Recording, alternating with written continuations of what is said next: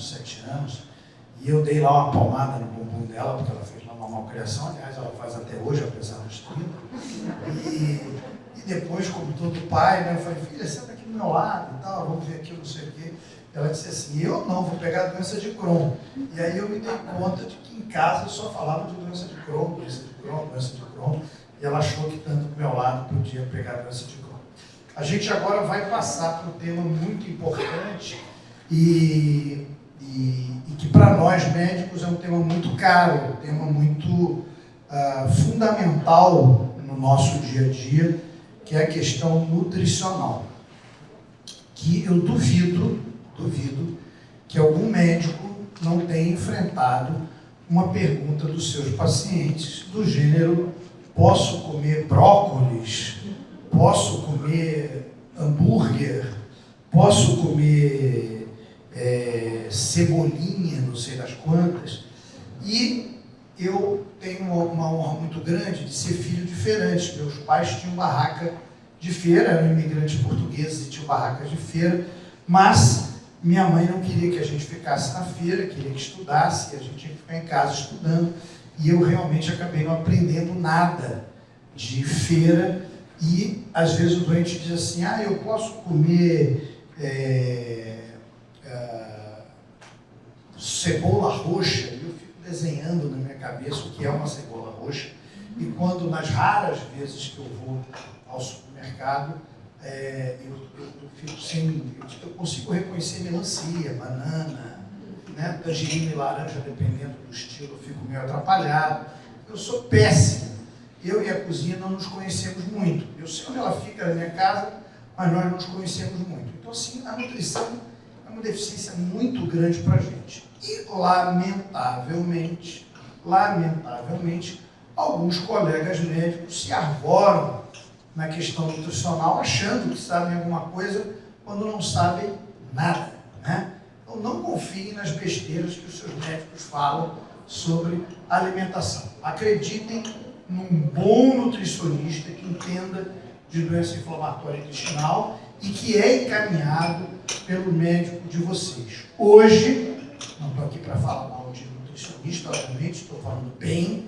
A gente também tem, da mesma maneira que a doutora Ellen apresentou o médico fazendo má condução no Instagram, ou no Facebook, ou sei lá onde seja, com visualizações muito rápidas, a gente também tem na nutrição. Muita besteira colocada. Então, para quebrar esses paradigmas e para vocês terem uma noção importante da questão nutricional, eu chamo a doutora Cristina Dieste, eu espero ter dito o nome de maneira correta, Cristina, que é nutricionista, atendimento de pacientes com doenças inflamatórias intestinais há mais de 20 anos, professora adjunta de nutrição clínica da UERJ, que eu vejo em todos os eventos, então está absolutamente capacitada para falar com vocês sobre nutrição, no intervalo tirar dúvidas, e vai estar no debate também depois. Não, mas então aproveitem o momento do coffee break aí, suguem o que vocês puderem dela. Cristina, obrigado. Obrigada a vocês. Obrigada, doutora Marta, pelo convite. É uma honra muito grande estar representando os nutricionistas aqui e, como o doutor Antônio Carlos falou, também é uma responsabilidade, né? Porque, infelizmente, a gente vê ainda muito terrorismo nutricional, né? E eu vejo que o meu dia a dia de consultório, às vezes, eu acalmo mais o paciente, eu ajudo mais, eu desmistifico mais e conduzo ele a uma questão de qualidade em relação à alimentação do que restringo, né? E quando a gente tem um diagnóstico de doença inflamatória intestinal, a primeira pergunta que vem é, poxa, eu tenho uma doença no intestino, né? O que eu vou comer? E aí, o paciente pergunta para o outro paciente, ele vai no Google, ele vai perguntar na associação, e é muito bom a gente ter divulgação de informação, né, gente? Mas eu tenho um orgulho muito grande de estar aqui com pessoas que eu já aprendi muito, trabalhei mais de 10 anos diretamente com a doutora Ana, trabalho diretamente com a doutora Ellen, com a Renata, e a gente sabe que cada doença é diferente, né? Então, por mais que a gente tenha, o paciente tem diarreia, o paciente tem distensão, nem todo mundo está em atividade. nem todo mundo tem o mesmo sintoma. Então, quem já me ouviu falar, porque eu tenho uma paixão enorme de falar para paciente, né? Então, o pessoal da de Rio, da Alende, enfim, nos grupos que a Ellen me chama, eu adoro não só falar para profissional, mas para paciente também, vai me ouvir falar uma máxima que é: nós não somos um diagnóstico, né? Nós temos outras situações associadas e, como tratamento individualizado, a dieta também é, né? Então, se a gente pegar qualquer guideline internacional, o que diz no guideline? Que todo paciente ele merece uma orientação nutricional. É óbvio que eu sei que nem todo mundo vai ter a facilidade de ter acesso a um nutricionista ou a um nutricionista especialista, mas é o que a gente busca, né? Ontem eu fiquei feliz de ver que tinham muitos nutricionistas aqui. Isso significa que nós vamos ter mais especialistas e pessoas divulgando uma informação de qualidade para atender melhor a todos os pacientes que precisam, né? E aí começa. Qual a dieta do Crohn? Qual a dieta da retocolite? Posso comer glúten? Posso comer leite, né? E qualquer guideline diz que a gente não tem uma dieta única, certo? Nós não temos uma dieta única para quem tem doença inflamatória intestinal. E aí eu recebi a incumbência de, em 20 minutos, falar sobre isso. E como eu queria deixar uma mensagem muito importante, que eu acho que ela é inequívoca em relação a todos os profissionais, eu trouxe um assunto muito importante, né? Não existe, pessoal, intestino saudável sem comer legume, verdura e fruta. Tá bom, Cris, a gente sabe disso, né? Muito bem. Mas o que é comer legume, verdura e fruta? É comer uma quantidade considerável. 400, 500 gramas ao dia, 3 porções de frutas, meio prato de legume e verdura. Não é uma folha de alface, uma folha de tomate. Eu pego pacientes no consultório que não comem uma fruta por dia. Eu entendo também que tem horas que o intestino não vai tolerar todos os legumes, verduras e frutas. Isso depende do meu sintoma, tá? Mas a gente está aí para te ajudar a abrir o maior leque possível. E outra questão, esse alerta vem com uma farmácia escrito ali, né? Mas eu também recebo muito paciente no consultório com um pouco da premissa do que a Ellen comentou ali. Ah, eu posso tratar a minha doença apenas com a dieta, né? Eu tô com diarreia e eu vim aqui. Gente, isso não existe, né? E várias vezes, Ellen sabe bem disso, eu falo, eu não tenho como te ajudar. Se você tem uma questão inflamatória subjacente que precisa ser controlada junto com a alimentação. Então, está tudo sendo aqui falado. A Ana levantou bastante a questão da saúde mental. Essa doença é multifatorial e a gente precisa ser olhada como um todo, tá? Então, quando eu falo, sim, que o intestino, a alimentação, não tem como, ela é uma farmácia, mas ela é uma farmácia num combo de tratamento, né? E aí, para eu trazer uma mensagem que eu acho a mensagem mais relevante, quando alguém pergunta assim para mim, se tem uma coisa que você pode falar para qualquer paciente de doença inflamatória que precisa ser a atenção dele, que ele deve comer o mínimo possível, o que é isso, né? E são os alimentos ultraprocessados, né? E isso ainda leva a muita dificuldade, é isso que eu vou abordar aqui, do que realmente é um alimento ultraprocessado, né? Porque as pessoas têm ainda muita dificuldade. Quer ver um problema que eu tenho muito frequente? As pessoas vão para o hospital, aí dão para elas. Vou falar nomes, tá? Eu tenho zero conflito de interesse, mas assim, um polenguinho sem lactose, um iogurte de marca ruim, sem lactose, gelatina. E aí ela fala assim, poxa, mas Cris, eu comi isso no hospital. Infelizmente, o gestor do hospital, ele também está trabalhando com custo, com pessoas, tá? E não é porque ele está servindo isso ali que isso é saudável para você. Né? Inclusive, o paciente, quando é consciente disso, ele fala que não vai comer, pede uma outra alternativa para a nutricionista do hospital, que vai arrumar uma alternativa para você. E, assim, gente, a nutricionista do hospital, ela não serve isso porque ela quer, porque existe um gestor de cima. Então, às vezes, a pessoa fala assim, poxa, mas o nutricionista do hospital deu isso? Não, ele não gostaria de estar te dando isso, ele é tão nutricionista quanto eu, tá? Bem, e aí eu trouxe um só trabalho, mas isso a gente tem inúmeras literaturas e guidelines, porque é algo muito falado, né? Quando a gente pega esse trabalho aqui, ele pegou um grupo de pacientes com doença inflamatória, 70% deles estavam em remissão, e dividiu o consumo de alimentos naturais e ultraprocessados em 3 grupos. Os que consumiam menos, intermediário e mais. O que eles viram? Quanto mais ultraprocessado, mais relação com a atividade da doença, especialmente carnes ultraprocessadas, né? Os famosos embutidos, que eu ainda vejo muita gente comendo. Né? Linguiça. Poxa, mas é feito de peru. Não importa, né? E, claro, uma alimentação mais natural, menos processada, com menos atividade inflamatória, tá? E aí a gente começa a querer entender um pouquinho, né? A indústria é a nossa inimiga? Poxa, como eu vou escolher um produto? Não, eu tenho que fazer tudo in natura, eu tenho que comprar orgânico. Gente, tem outra máxima que eu falo no consultório que é a seguinte: são as melhores escolhas nos piores cenários. Às vezes eu não tenho dinheiro, às vezes eu não tenho acesso, mas quando eu tenho conhecimento, eu sempre vou buscar a melhor escolha, tá? E outra que eu falo, o ótimo não pode ser inimigo do bom. Às vezes a gente acha que a nossa alimentação tem que ser perfeita. É muito difícil ter uma alimentação perfeita. Eu não tenho uma alimentação perfeita, ok? Então a gente vai buscar o melhor dentro do que pode fazer. Ninguém muda um hábito de um dia para o outro, né? Às vezes a gente é forçado a isso porque a gente tem uma doença em muita atividade, mas normalmente quando isso acontece, quando a gente é muito restrito agudamente, o que vai acontecer depois? Eu tenho um rebote. Vou comer tudo que eu não comi naquela época. Então, esse é o caminho. O nutricionista, ele não é para ser um cortador de coisas, ele é para unir a você. Quantas vezes eu chego para o paciente e falo assim, o que nós vamos programar para esse caminho agora, tá? Então, um industrializado, gente, ele não é sinônimo de ultraprocessado, tá? A gente hoje sabe que nós estamos fazendo uma pressão para a indústria trazer produtos mais naturais, tá? Agora sim, todo processado, ele é industrializado. Vamos entender um pouquinho melhor sobre isso. A gente escuta duas coisas, né? Genericamente, o que o Dr. Antônio falou. Um produto ruim é um produto que tem muitos ingredientes no rótulo e vários nomes estranhos. Isso é vago, concorda? Eu trouxe um exemplo aqui, depois eu vou falar desse aplicativo, de uma granola, por exemplo, que tem 24 ingredientes naturais, certo? Então, assim, porque tem 24 ingredientes, ele não é bom? Não, né? São 24 ingredientes diferentes, naturais, compondo uma granola, né? Ao mesmo tempo também, às vezes, eu tenho, por exemplo, uma água de coco, onde se foi adicionada a vitamina C, que é para fazer preservação de qualidade.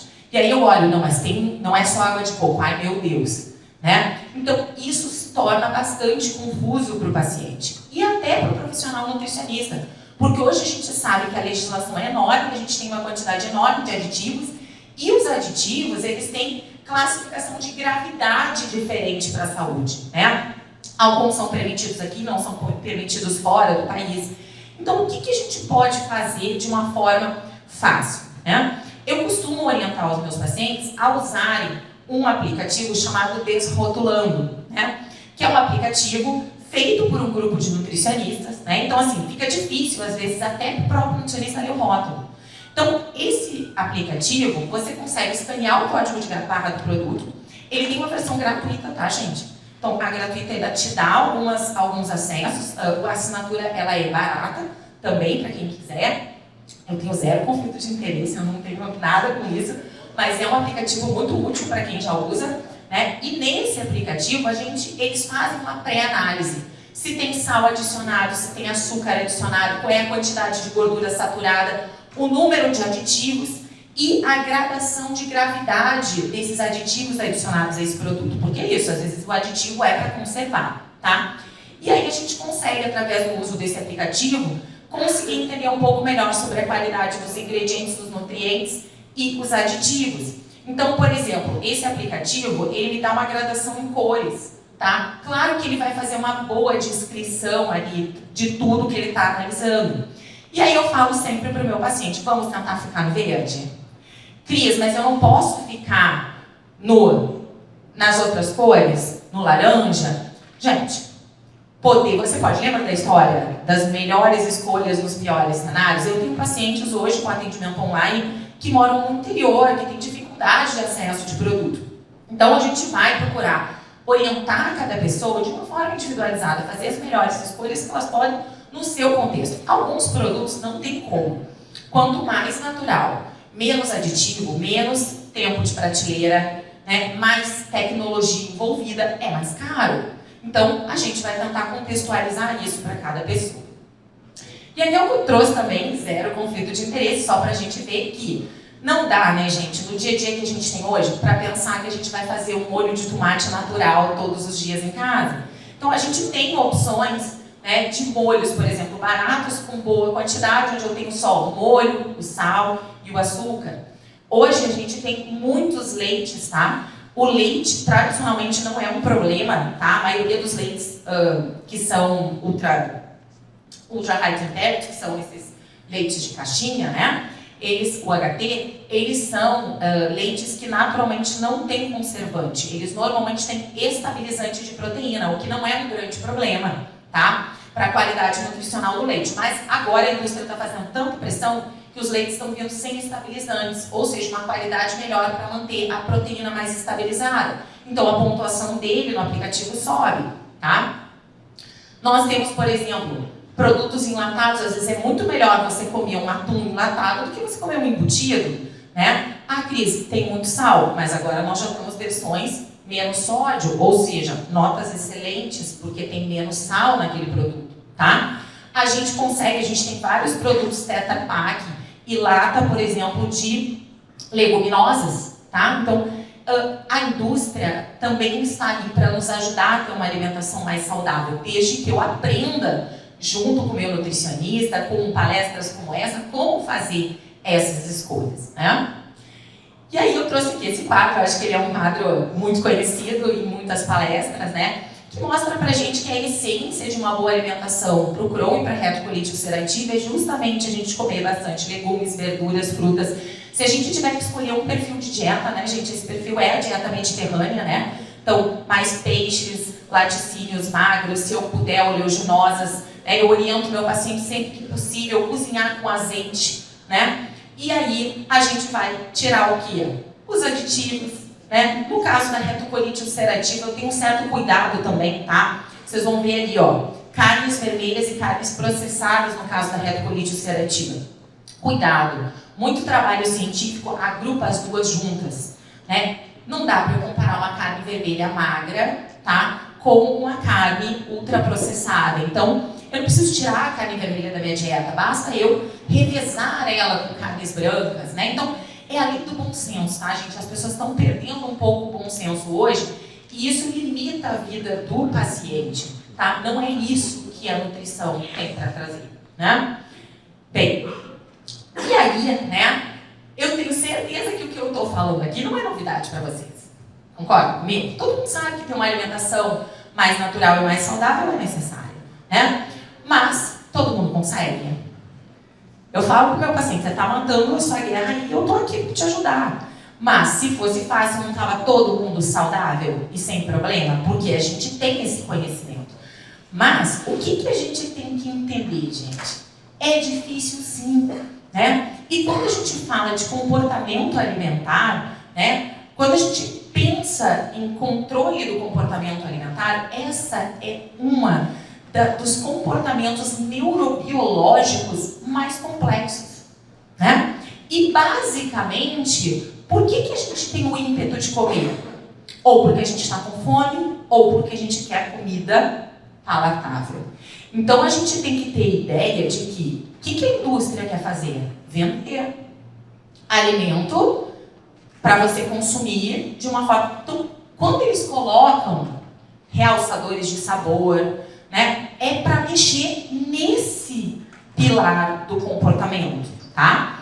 E aí, quando a gente pensa, né, como eu comentei, o que leva aos pilares do comportamento? A fome, claro. Se você está privado de nutrientes depois de algumas horas, a sua fisiologia te faz ter fome, né? Hoje em dia a gente não deixa nem ter fome mesmo, né? A gente acaba comendo com uma quantidade excessiva e aí, claro, depois que a gente faz a questão da ingestão alimentar, a gente vai chegar à saciedade. Só que o nosso grande problema está aqui, né?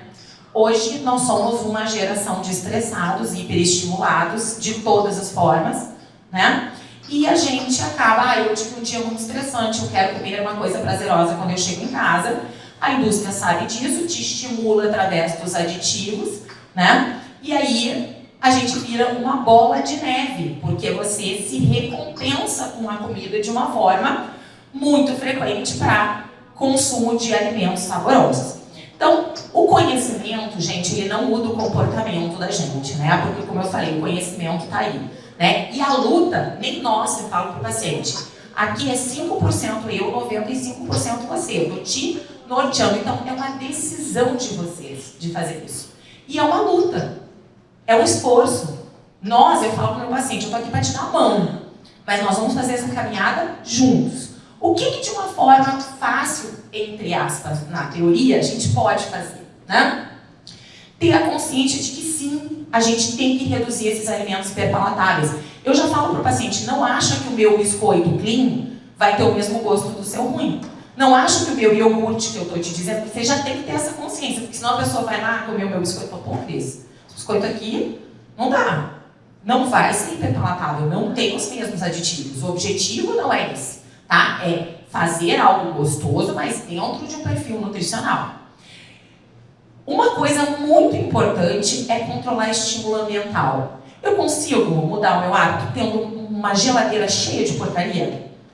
Eu tenho que ter um alimento saudável, próximo.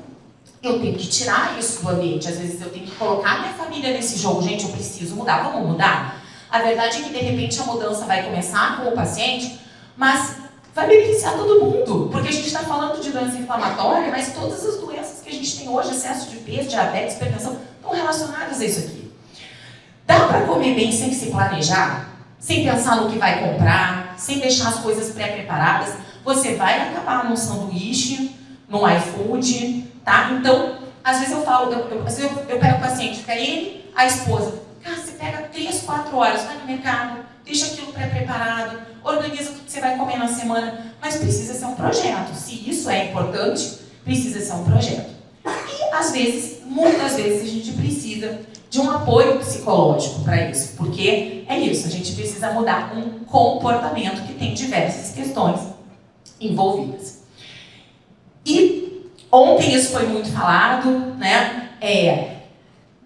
São vários pilares de tratamento, adorei os quebra-cabeças, né? Mas um desses quadradinhos é a alimentação. E não é só o que a gente sente. As pessoas, mas eu não estou sentindo nada. Quantos pacientes estão assintomáticos, estão inflamados, estão com a calprotectina aumentada?